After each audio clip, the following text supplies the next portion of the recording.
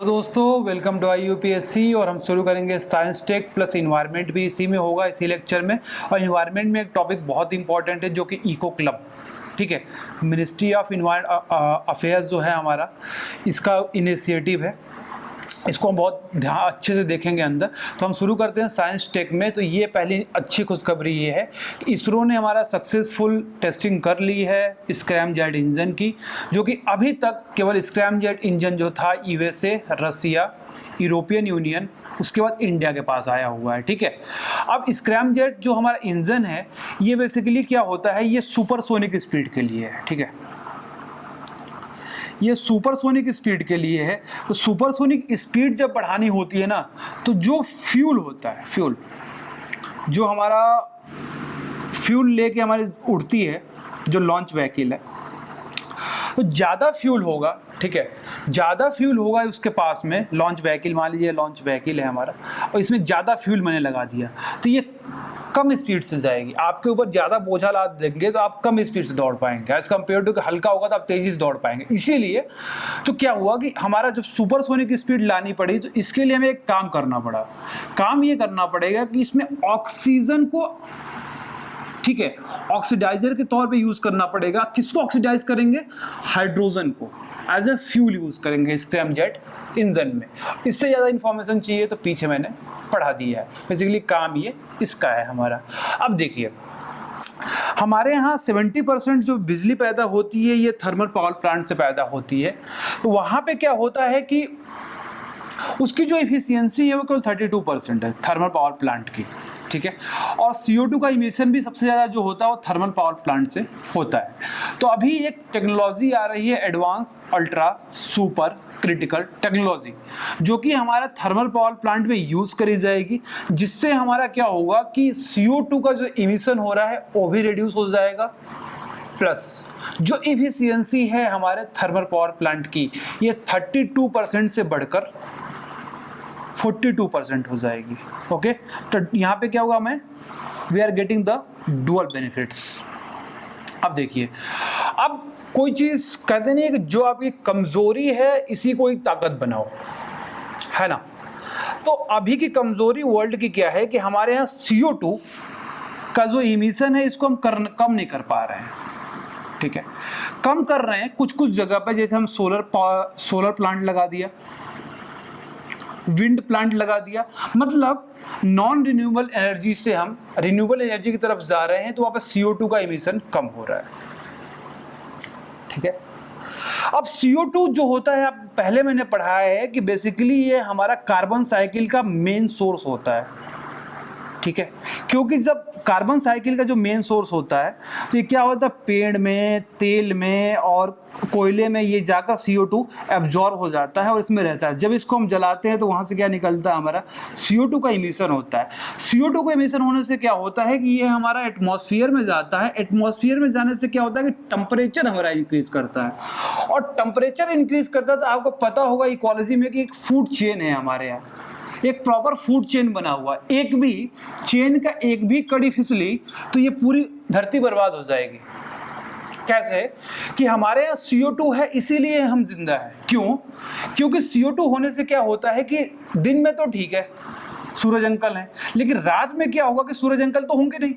तो कोई तो एक चीज होनी चाहिए जो हमारा एटमॉस्फेयर को वार्म करके रखे, तो होती है CO2 एब्जॉर्ब कर लेती है हमारे सनलाइट को जो रेडिएट होती है अर्थ से, ठीक है। उसको एब्जॉर्ब करके वो एनर्जी रात को यूज होती है, वो वार्म करके रखती है। इसलिए CO2 और वाटर बहुत इंपॉर्टेंट होता है कहीं भी लाइफ को एग्जिस्ट करने के लिए। इसीलिए जब भी हमारी इसरो की सैटेलाइट या जो भी सैटेलाइट जाती है, बेसिकली नासा की ही जाती है, तो वहाँ पे दो चीज पक्का पता किया जाता है कि वहाँ पे CO2 है कि नहीं और H2O है कि नहीं, ताकि लाइफ को हम सस्टेन कर सके वहाँ पे। तो सर हुआ क्या कि हमारे यहाँ CO2 ज्यादा एमिट हो रही है, जिसकी वजह से हमारा क्या हो रहा है, ग्लेशियर्स पिघल रहे हैं। और ग्लेशियर्स जब पिघल जाएंगे तो जितनी भी हमारे आइलैंड्स हैं, कोस्टल एरियाज की जो कोस्टल एरियाज में जो भी शहर बसे हुए हैं, कोस्टल एरियाज के किनारे जो भी कंट्रीज है डूब जाएंगी। उसके बाद सैलिनिटी इंक्रीज कर जाएगी। जब हमारा, देखिए आपको पता होगा कि जो सैलिनिटी होती है हमारे ओशन की 38 पीपीटी होती है, लेकिन जो हमारा फ्रेश वाटर होता है इसकी सैलिनिटी लेस देन 5 पीपीटी होती है। तो जब ये हमारा ओशन का वाटर इंक्रीज करेगा तो जाएगा ना फ्रेश वाटर से मिलेगा, और फ्रेश वाटर से मिलने से क्या हो जाएगा कि सैलिनिटी बीच में हो जाएगी कहीं, इसको क्या बोलते हैं हम, ब्रैकिश वाटर। तो पीने वाला पानी भी हमारा खराब हो जाएगा। तो हम इससे क्या नहीं कर सकते, जब पीने वाला पानी खराब हो जाएगा तो हम एग्रीकल्चर नहीं कर सकते। तो बेसिकली क्या होगा, फूड सिक्योरिटी पे दिक्कत आनी शुरू हो जाएगी। तो इन्होंने बोला सर कुछ तो करो, कुछ करो। तो कहा पहली टेक्निक तो ये है कि आप रिन्यूएबल एनर्जी पे जाएं। दूसरी टेक्निक ये है कि जो कमी है ना इसी को पूरा कर लीजिए। कैसे, CO2 को कन्वर्ट करो आप कार्बन मोनोऑक्साइड में, ठीक है, कर दिया, कन्वर्ट कर दिया। इसके बाद आप कैटालिस्ट लगाकर टंगस्टन और डाइसिल्यूनाइड एक कैटालिस्ट लगाओ और इसको मेथनॉल में चेंज कर लो। तो मेथनॉल में चेंज करें तो ये तो एनर्जी हो गई, इसका तो यूज कर सकते हैं हम। तो यही कहना है कि CO2 को सर क्या करो, कार्बन मोनोऑक्साइड में करो, और कार्बन मोनोऑक्साइड जो होती है इजिली कन्वर्ट हो जाती है हमारे मेथनॉल में। ठीक है सर, आगे अब देखिए सिक्योरिटी की बात करते हैं। तो भाई बात ये है ना कि आप जितनी भी हिस्ट्री पढ़ेंगे तो धोखा कौन देता है, दूसरे नहीं, अपने। तो क्राइम ब्यूरो की एक रिपोर्ट आई है कि लोग जो रेपिस्ट होता है 95% केसेस में अपने विक्टिम को जानता रहता है। जो किडनैपिंग होती है 95% केसेस में लोग उसको जानते रहते थे। इसी को देखेंगे कि लोग अपने कैसे धोखा देते हैं। 90 से 99% लोग अपने धोखा देते हैं, दूसरा नहीं देता जनाब। तो आइए देखते हैं। तो पहला केस है कि हमारा जो क्राइम ब्यूरो की रिपोर्ट आई है इससे हमें सीखने वाली बहुत अच्छी चीज हो जाएगी। पहला है अगेंस्ट वीमेन, कि जो हमारा रेप का केस हुआ है 5% तो फॉल हुआ है, लेकिन रेपिस्ट जो होता है विक्टिम को 95% केसेस में जानता रहता है। किडनैपिंग का भी केस यही है, लेकिन जो किडनैपिंग का प्रोमिनेंट रीजन है ये शादी के लिए होता है, मैरिज के लिए। ठीक है, उसके बाद ह्यूमन ट्रैफिकिंग। ह्यूमन ट्रैफिकिंग में क्या होता है कि 50% जो ह्यूमन ट्रैफिकिंग होती है ये माइनर छोटे छोटे बच्चों की होती है, और उस 50% में 90% गर्ल्स की होती है। ओके, और ये कहाँ पे सबसे ज़्यादा है, असम, वेस्ट बंगाल, जो हमारे बॉर्डरिंग स्टेट है ना बांग्लादेश से, वहाँ पे सबसे ज़्यादा ट्रैफिकिंग होती है। ठीक है, अब देखिए जो क्राइम अगेंस्ट चिल्ड्रन होता है, किडनैपिंग होती है, अबडक्शन होता है, तो इसमें भी 95% केसेस में जो बच्चे को जो किडनैप करता है या करता वो जानता रहता है। तो ये काफ़ी अच्छी रिपोर्ट हो सकती है हमारी क्राइम ब्यूरो के लिए, जो हमारे देश में क्राइम ब्यूरो कर रहे हैं। तो आप 90 से आपको तो पता है 0.9 जो है प्रोबेबिलिटी हमारी कि वही के लोगों ने किया होगा जो जानते होंगे उनको। तो आपको केवल 10% दूसरे को खोजना पड़ेगा, 90% तो वहीं से काम लग जाएगा जो आजू बाजू के लोग हैं।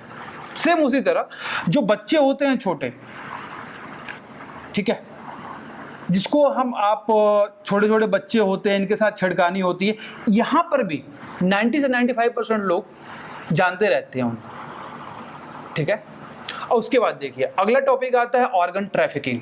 ऑर्गन ट्रैफिकिंग क्यों हो रहा है, क्योंकि यहाँ पे डिमांड और सप्लाई में मिसमैच है। डिमांड कहाँ से है, अमीर लोगों की, सप्लाई किसकी है, गरीब लोगों की। और गवर्नमेंट का भी प्रोसीजर है सर कि बहुत कम फ्यू रजिस्टर्ड डोनर हैं हमारे यहाँ। ठीक है, और जो रिलेटिव है यही केवल डोनेट कर सकते हैं ऑर्गन को, नॉन रिलेटिव डोनेट नहीं कर सकता है। तो रिलेटिव तो किडनी नहीं देते हैं, तो क्या होगा, आपका करप्शन होगा, इलीगल डोनेशन होता है यहाँ पे। ठीक है, अब देखिए इन्वायरमेंट की बात करते हैं। इन्वायरमेंट में बेसिकली यहाँ अवेयरनेस की बात हो रही है। तो एक हमारा इको क्लब है, जो इको क्लब इस्टेब्लिश हुआ है under the national green corps. ठीक है, ये क्या करेंगे, तालाब की, नदी की, ट्री प्लांटेशन, नुक्कड़ नाटक, ये सब कर कर अवेयरनेस फैलाएंगे। तो जी नेशनल ग्रीन कॉर्प्स क्या है, कॉर्प्स क्या है, तो ये ministry of environment and forest की इनिशिएटिव है। ये बेसिकली जो हमारे छोटे छोटे बच्चे हैं, यंग चिल्ड्रन, जो हमारे स्कूल में पढ़ाई कर रहे हैं, इनको अवेयर करना है इन्वायरमेंट को लेकर। क्योंकि अब तुम्हारे हवाले इन्वायरमेंट साथी हो। छोटे छोटे बच्चे तो अरे मुट्ठी में क्या है, मुट्ठी में है इन्वायरमेंट हमारा, समझ रहे हो। तो ये छोटे छोटे बच्चों को नुक्कड़ नाटक, प्लांटेशन, तालाब, रिवर साफ करवाएंगे ताकि इनके अंदर अवेयरनेस आ जाए।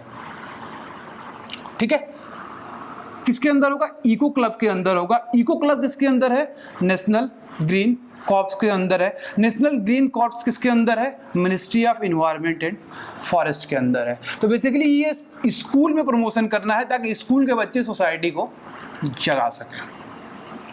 अब देखिए फ्लड मैनेजमेंट की बात करेंगे। फ्लड मैनेजमेंट में क्या होता है कि आप देखते हैं कि हमेशा हर साल कहीं ना कहीं फ्लड आता है। ठीक है, अभी बिहार में फ्लड आया था तो लालू जी ने बोला कि तुम लोग रोते काहे हो, बबुआ तुम्हारे घर तो गंगा जी आई हैं, लड्डू चढ़ाओ। ठीक है, तो यूपी बिहार में नॉर्मल बारिश भी होगी तो वहां पे फ्लड आएगा। फ्लड आने का रीजन क्या होता है दोस्त? आपको पता है, आपने रिवर तो देखा होगा, नदी देखी होगी। ठीक है, ये हमारा रिवर है। तो जब भी हमारा रिवर आती है, फ्लो करती है, तो साथ में सेडिमेंट लेके चलती है। और सेडिमेंट क्या करती है कि मान लीजिए 10 फीट गहरी नदी है तो ये सेडिमेंट छोड़ते चली जाती है। ठीक है, यदि हाइट से आ रही है तो वहाँ सेडिमेंट लेके आएगी और वहाँ पे जब प्लेन्स में आके सेडिमेंट छोड़ते चली जाती है।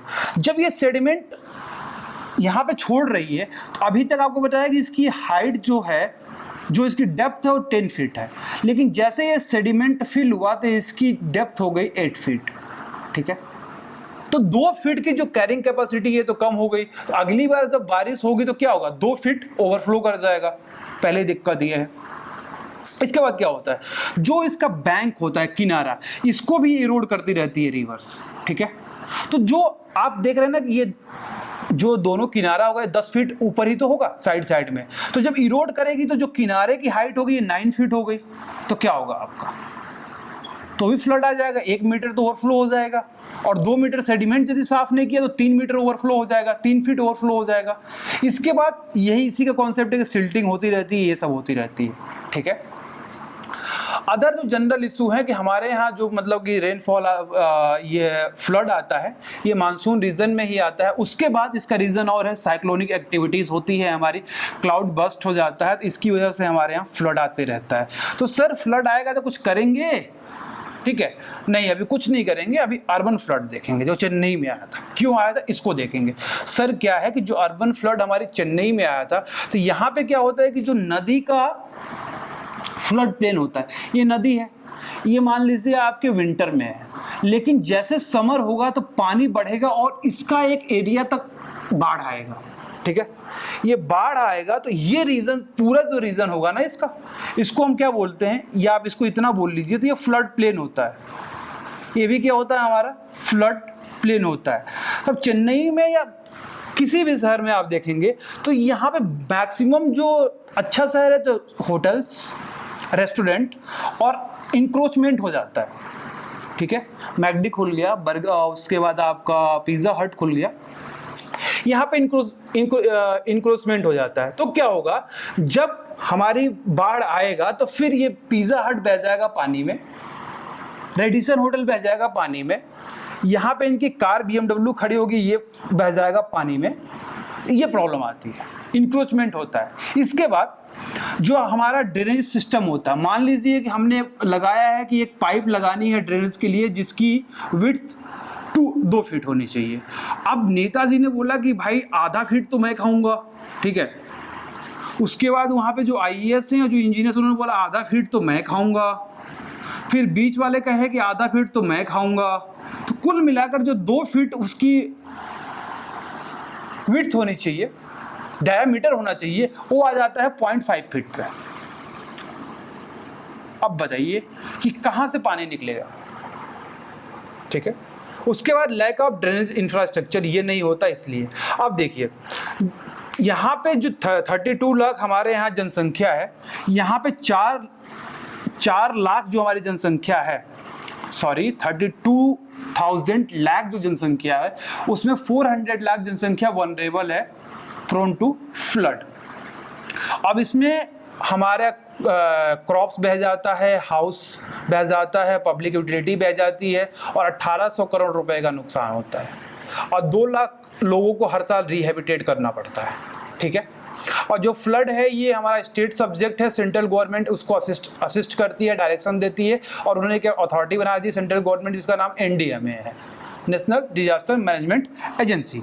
अब देखिए सर, कुछ तो करो यार, फ्लड आ रहा है, आपको पता है कि 400 लाख लोग प्रोन टू फ्लड है, कुछ तो करो। तो कहा ठीक है कुछ करते हैं। इन्होंने बोला कि सर पहले मैप बनाओ, कहाँ कहाँ पे आएगा, ठीक है सर, ये एरिया पे आएगा, इस एरिया पे आएगा, इस एरिया पे आएगा, ठीक है, मैप बना लिए। अब क्या करो कि यहाँ कुछ सिस्टम लगाओ, यहाँ पे सिस्टम लगाओ कि पता करो कब आएगा फ्लड, फ्लड को फॉरकास्ट करो, वार्निंग सिस्टम लगाओ। अब आपने फॉरकास्ट कर लिया, अब आपको लगता है कि इधर से फ्लड आने वाला है, तो यहाँ पे एक दीवार बनाओ, फ्लड का वॉल बनाओ, यहाँ भी एक वॉल बनाओ, यहाँ भी वॉल बनाओ। हो सकता है यहाँ पर रिवर्स क्रॉस कर रही हो, जैसे कैचमेंट एरिया पे कुछ इंक्रोचमेंट हुआ उसको हटाओ, ठीक है। इसके बाद जो सिल्टेशन इसके अंदर हो चुकी है उसको आप साफ करो, ठीक है। तो ये सारा काम पहले से करके रखो। डैम बनाओ, आर्टिफिशियल लेवीज करो। आर्टिफिशियल लेवीज मतलब कि जो हमारा रिवर्स ऐसे जा रही है, यहाँ से इसकी गहराई और थोड़ा कर दो, यहाँ से मिट्टी निकाल के इसके ऊपर चढ़ा दिया, यहाँ से मिट्टी निकाल के यहाँ पे चढ़ा दिया, तो ये होता है कि आर्टिफिशियल लेवीज कर दो। हाँ, अब ये रिवर्स आपको लगता है कि नहीं इससे नहीं हो पाएगा, तो यहाँ पे कोई एक एरिया बनाओ जहाँ से इसके पानी को डाइवर्ट कर दिया जाए, जो कि हमारे इरिगेशन में काम आ सकता है, ड्रिंकिंग वाटर में काम आ सकता है।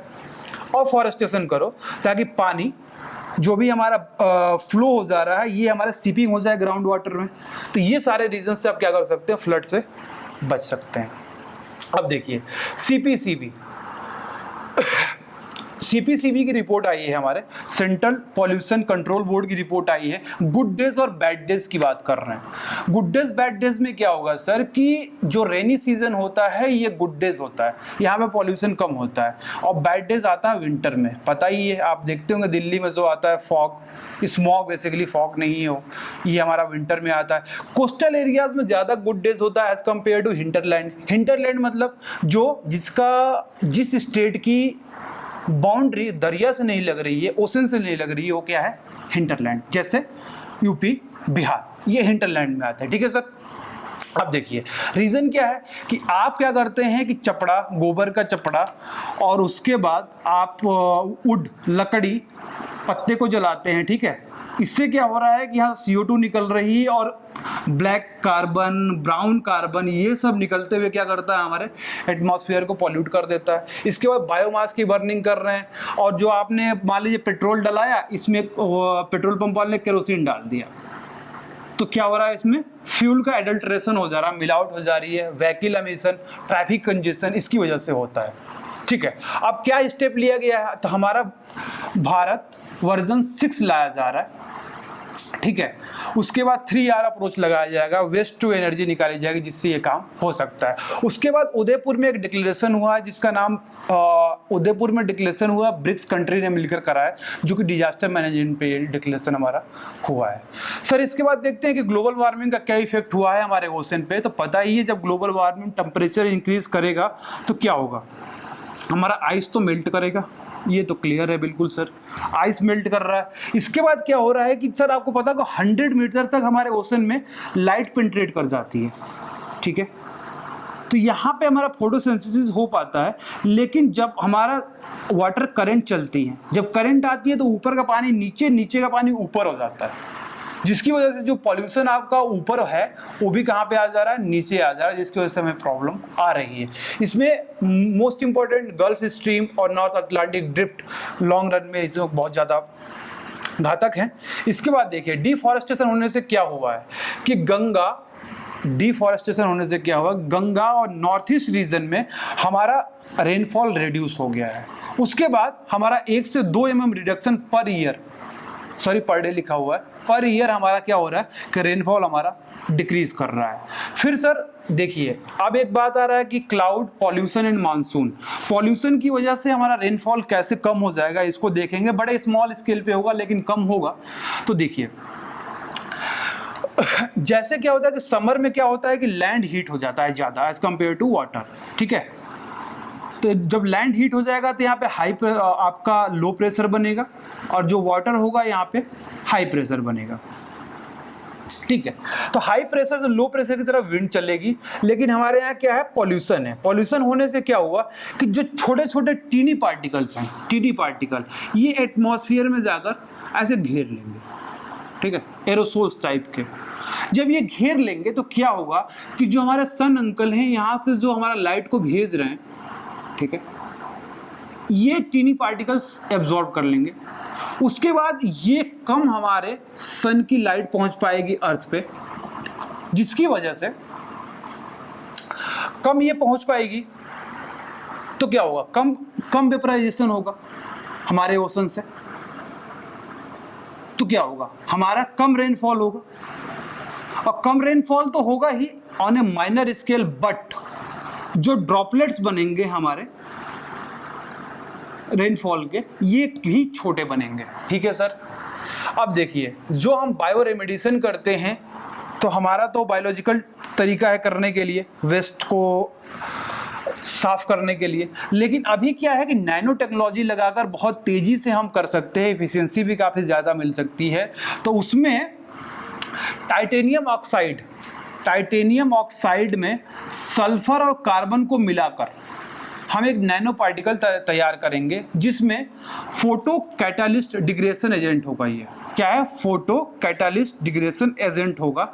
ये क्या करेगा, ज़्यादा तेजी से ट्रेडिशनल वेस्ट जो बायो रेमेडिएशन होता है उससे ज़्यादा क्या होगा, हमारा वेस्ट रिसाइकिल होगा। ठीक है सर, ये हमारा तरीका रहा। अब देखिए, आते हैं कि यूथ अगेंस्ट चाइल्ड। तो कल्याण शताब्दी का आप जानते होंगे, बचपन बचाओ आंदोलन, तो उसमें उन्होंने बोला है कि यूथ अब आप लोग उठ जाइए, ताकि बच्चों को बचाना है, आप लोग साथ में काम करेंगे तो बच्चों को हम बचा सकते हैं। उसके बाद स्मॉल और मीडियम इंटरप्राइजेज में यदि आप बात करेंगे सर, तो चाइना, ऑस्ट्रेलिया, इंडोनेशिया, इसके बाद इंडिया का नंबर आता है स्मॉल स्केल में। ठीक है। उसके बाद फुट एंड माउथ डिसीज जो होती है, ये वायरल एनिमल डिसीज होती है। इसमें क्या होता है कि हमारा मिल्क का और मीट का, दूध का और मीट का लगभग 2000 करोड़ रुपए का हमारा, ठीक है, 20,000 करोड़ रुपए का पर एनम घाटा हो जाता है। तो वायरल एनिमल डिसीज होती है। उसके बाद व्हीकल का मॉडर्नाइजेशन किया जा रहा है। तो यहाँ पे ये बोला जा रहा है कि जो 2005 के पहले की व्हीकल है उसको आप स्क्रैप कर दीजिए, तो आपको मॉनेटरी कंपनसेशन मिल जाएगा। इससे क्या हुआ कि हमारा इमिशन क्या हुआ, रिड्यूस हो जाएगा, क्योंकि हम भारत वर्जन 6 लेके आने वाले हैं। उसके बाद एक हमारा ई बटन बनाया गया जिसका नाम पास्को है। ये सेक्सुअल ऑफेंस चाइल्ड के लिए बनाया गया। जो सेक्सुअल ऑफेंस हो सकता है चाइल्ड का, वो फोन करे तो वहां से उनको बचाया जा सकता है पास्को ई बटन से। ठीक है सर। उसके बाद हमारा अगला स्कीम आती है गिफ्ट मिल्क स्कीम। तो ये बेसिकली इसका पैसा जो आएगा गिफ्ट मिल्क करने के लिए, मिल्क को गिफ्ट करने के लिए, CSR से आएगा, कॉर्पोरेट सोशल रिस्पॉन्सिबिलिटी से आएगी। इसका नाम दिया गया है गिफ्ट मिल्क। ये बेसिकली मिल्क और मिल्क का जो प्रोडक्ट्स है, चॉकलेट हो गया, मिल्क चॉकलेट हो गया, जो भी चीज़ें आएंगी, आइसक्रीम हो गया, ये डेयरी कोऑपरेशन से ही जाएगा। ठीक है। और आप ये देख सकते हैं कि 2 जुलाई 2016 ये सबसे हॉटेस्ट मंथ था मॉडर्न टाइम का, जो कि इसमें इफेक्ट तो ग्लोबल वार्मिंग तो थी ही, CO2 थी, लेकिन इसमें थोड़ा अल नीनो इफेक्ट भी आया था हमारा। ठीक है। तो जुलाई 2016 अभी तक का सबसे हॉटेस्ट रहा है। ठीक है। तो ये रहा दोस्तों हमारा environment plus science tech. Thanks for watching दोस्तों, हैव ए नाइस डे।